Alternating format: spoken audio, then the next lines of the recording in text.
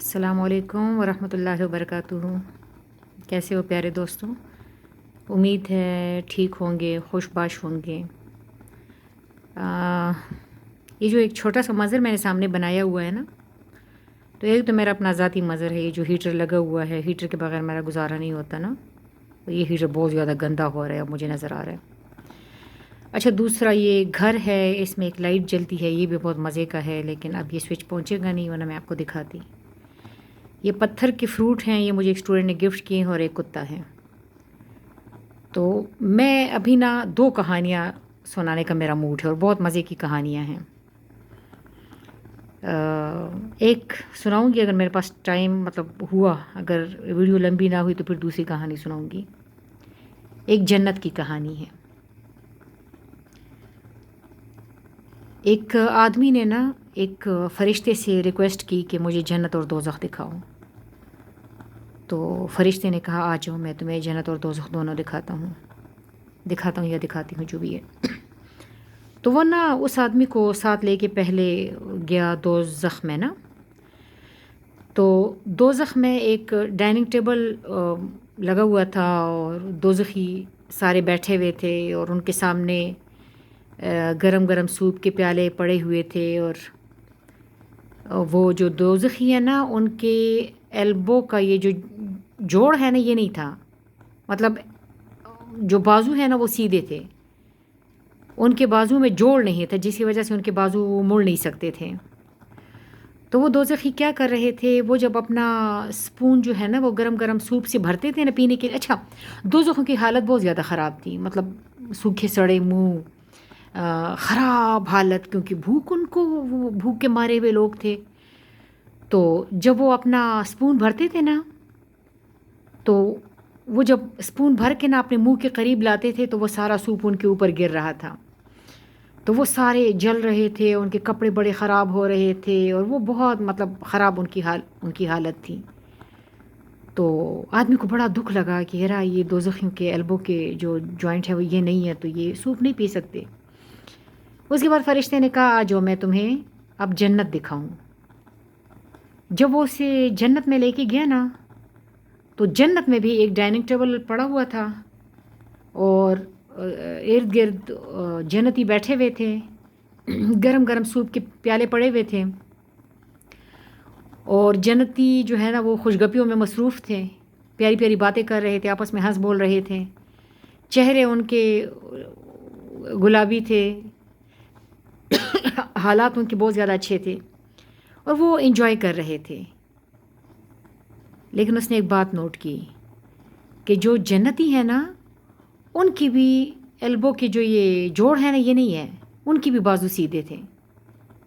लेकिन उन्होंने अपने मसले का हल निकाला था, और हल क्या निकाला था कि एक बंदा स्पून भर के ना अपने साथ वाले को पिला रहा था, और सारे जन्नती एक दूसरे को सूप पिला रहे थे और एंजॉय कर रहे थे।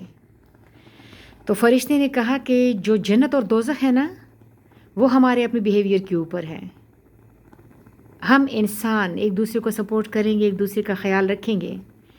वो बाबा कलंदर औलिया फरमाते हैं कि इंसान इंसान की दवा है। तो हम अपने रवैयों से या तो अपने इर्द गिर्द के माहौल को जहन्नुम बनाते हैं, या अपने इर्द गिर्द के माहौल को जन्नत बनाते हैं। इस बात पे सोचिएगा कि हम अपने रवैयों हम क्या कर रहे हैं। तो अल्हम्दुलिल्लाह बहुत अच्छी जगह, मतलब बहुत अच्छे अच्छे काम हो रही है, मैं नहीं कहती, लेकिन अपना अपना एहतसाब जो है ये ज़रूरी है। अच्छा, एक कहानी और है, दूसरा कुत्ता, उसका उसका उन्वान ही कहानी मुझे किसी ने सुनाई थी, और मुझे बहुत मज़े की लगी थी। इसको भी ज़रा गौर से।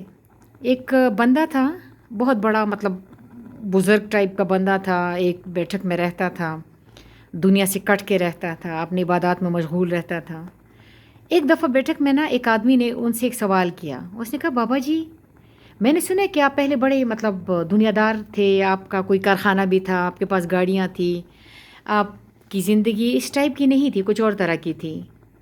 तो ये क्या हुआ, आप इस रास्ते तक कैसे आए, इस रास्ते की तरफ कैसे आए?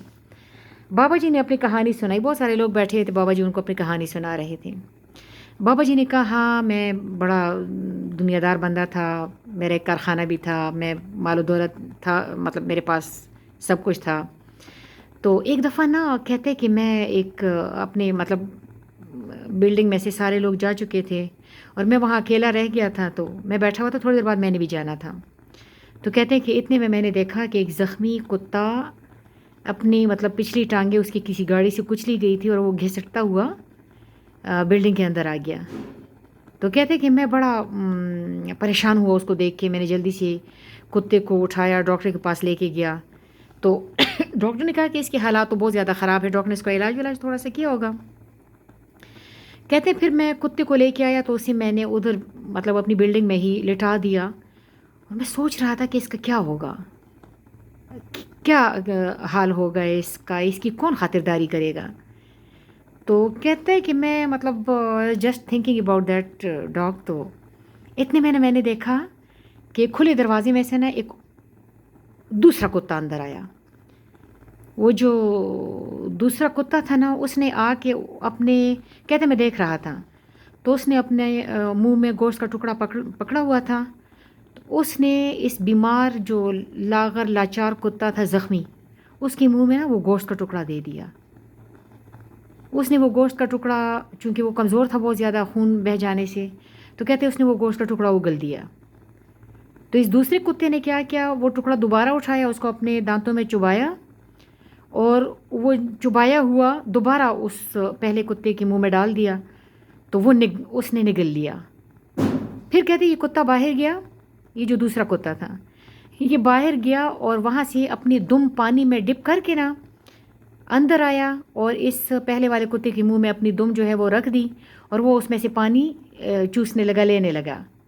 تو کہتے 2-3-4 دفعہ وہ کتا باہر گیا اور پانی میں اپنی دم ڈبو کے لا کے اس کو پانی پلا رہا تھا۔ کہتے اس دن میرا توکل بنا، میں نے کہا اتنا مطلب مسبب الاسباب ہے رب، اور اس نے کس طرح اس کا سبب بنایا، اور میں اتنا خوار ہو رہا ہوں۔ تو کہتے میں نے کیا کہ میں نے اپنا کارخانہ بند کر دیا، اور میں تب سے مطلب عبادات میں مشغول ہوں اور دنیا سے کٹ گیا ہوں۔ اب جب سارے لوگ یہ کہانی سن رہے تھے تو اس میں کوئی نیو جنریشن کا تھوڑا گستاخ لڑکا بھی بیٹھا ہوا تھا، اس نے ہینڈ فری ایک نکالی ہوئی تھی اور بابا جی کو سن رہا تھا۔ اس نے دوسری ہینڈ فری نکالی اور کہتے بابا جی آپ نے دوسرا کتا بننا تھا نا۔ بابا جی استغفر اللہ، بابا جی اٹھے اور کہتے ٹھیک ہے۔ اس کے بعد انہوں نے اپنا بیٹھک بند کر دیا، اور کہتے ہیں کہ اب 2 کارخانوں کے مزید وہ مالک ہے، اور دنیا جہاں کے لوگ اس کے کارخانے میں سے جاب کرتے ہیں اور اپنے پیسے کماتے ہیں، اور اب وہ لوگوں کو سپورٹ کرتا ہے۔ تو بس اب سوچیں کہ ہم نے کون سا والا، سمجھ تو گئے ہو یہ۔ اللہ تعالیٰ آپ کو خوش رکھے، سلامت رکھے، آباد رکھے، اور اگر ایسی کہانیاں پسند ہیں تو میں سناتی رہوں گی۔ Bye bye.